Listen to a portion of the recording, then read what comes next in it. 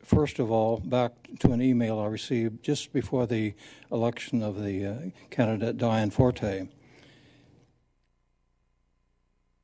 Everything that was in there was very disturbing, and everything in there was verified with the state and county authorities and other people involved.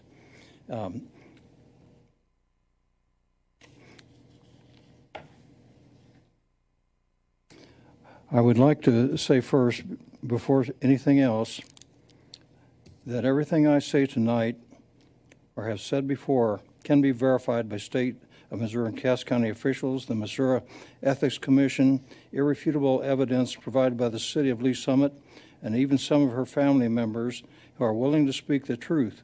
If someone has the gall to say I'm lying, let it be known here and now they will be lying.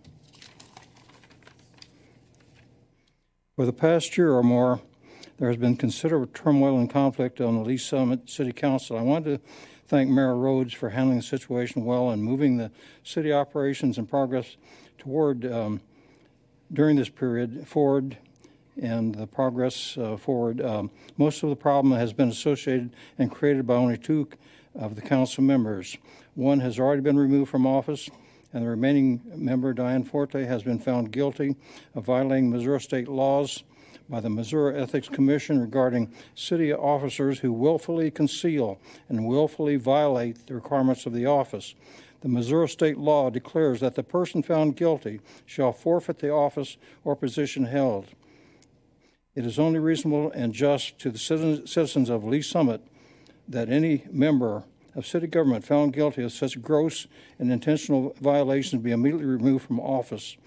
There are also a number of other serious and questionable matters regarding her family relationships, questionable business actions, and political maneuvering just prior to her election that were all checked out and verified as truthful by the Missouri State and Cass County officials and family members, but was never brought to public attention, although it was known by a number of people besides me.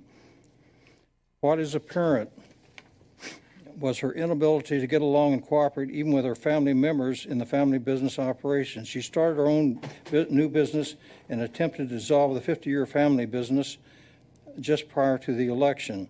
Her effort to dissolve the family business failed, and she is no longer part of it. Her effort to take over all of the accounts and business relationships and put the other family members out of work did not happen. The ethics problems with the city of Lee Summit soon developed. I recently spoke before the city council on May the 4th regarding this matter, and after I had talked, two men associated with Diane Forte came up behind me, got in my face, and demanded that I never speak to another one of her family members again. I asked if they were threatening me, and one said yes. Don't ever speak to one of the family members again.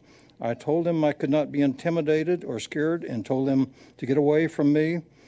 I would let the police take care of them. I didn't want to make a scene during the meeting, but a gentleman sitting in front of me heard them threatening me and stood up and announced to the audience that these men are threatening Mr. Dye. Everything stopped and everybody was looking, and the men turned and went away. The man who had told the audience of the threat against me left shortly afterward and asked a policeman standing in the back to escort him out. The city of Lee Summit deserves better representation and people to serve who have the city government's best interest and progress in mind, not their own personal, social, business, and political advancement. There are a number of other qualified and fully experienced individuals who would be more than willing to serve the city with the right mind and attitude. Respectfully submitted, Robert L. Dye. Sir?